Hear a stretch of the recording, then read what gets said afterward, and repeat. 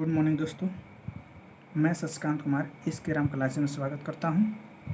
आइए चलते हैं क्लास 10 का भूगोल बिहार बोर्ड 2021 के लिए जो भी ऑब्जेक्टिव बनता है उसको देखते हैं। इकाई 1 है प्राकृतिक आपदा और इसका एक परिचय करते हैं। ऐसे भी आप प्राकृतिक आपदा के बारे में क्लास 9th में पढ़े हैं, तो आप प्राकृतिक आपदा से परिचित होंगे। आइए चलते हैं। अगर उत्तर बिहार की बात करें तो यहाँ के लोग जो है खास करके जो नदी है कोसी नदी, इसका पिछला चैप्टर में हमने चर्चा किया था। उस नदी में जो बाढ़ आती है ना, उस बाढ़ से हमेशा ग्रसित रहते हैं। भारत के विनाशकारी चक्रवात का एक बार आगमन हुआ था 29 अक्टूबर 1999 को, और सबसे विनाशकारी भूकंप 1934 में आया था। भारत के प्रमुख सुखाड़ वर्ष वो था आपका 1966। 1966 में सबसे ज़्यादा सुखाड़ हुआ था और उस वर्ष को सुखाड़ वर्ष घोषित कर दिया गया था। और सुनामी की बात करें भारत में सुनामी की, तो आई थी सुनामी 26 दिसंबर 2004 को। ये 4 सवाल आपका बिहार बोर्ड में सबसे इम्पोर्टेंट है 2021 के लिए। इसमें से एक सवाल आपका रहेगा। 1 नंबर ऑब्जेक्टिव में कह रहा है कि इनमें से कौन प्राकृतिक आपदा नहीं है। इनमें से कौन प्राकृतिक आपदा नहीं है, तो आप जानते हैं कि आतंकवाद तो प्राकृतिक आपदा नहीं है। 2 नंबर कह रहा है इनमें से कौन मानव जनित आपदा है।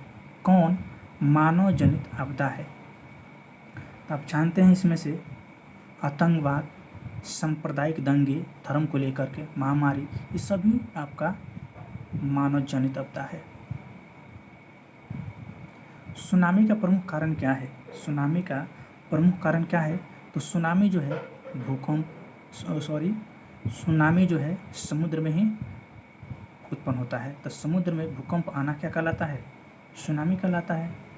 समुद्र में भूकंप का आना सुनामी कहलाता है। यहाँ पर एक सवाल कह रहा है दोस्तों, आपदा से आप क्या समझते हैं। बहुत ही इम्पोर्टेंट सवाल है आपका, और इस चैप्टर से बिहार बोर्ड में सवाल रहता है। तो देखिए, जिन किन्हीं कारणों से, कोई भी कारण हो, अगर उस कारण से मनुष्य और जीव जंतु का जीवन संकट में पड़ जाता है, उसी कारण को हम कहते हैं आपदा।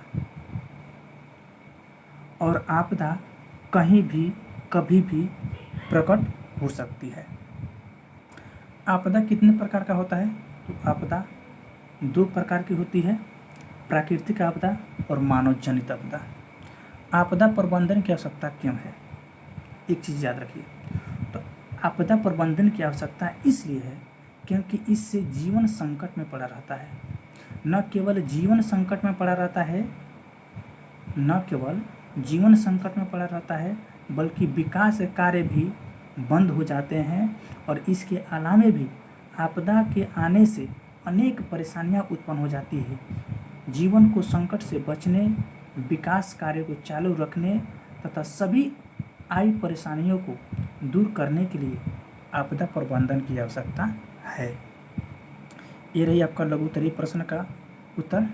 अगर वीडियो पसंद आई हो तो दोस्तों एक लाइक तो ज़रूर बनता है, तो लाइक कीजिए और अपने दोस्तों के पास शेयर कीजिए। जय हिंद।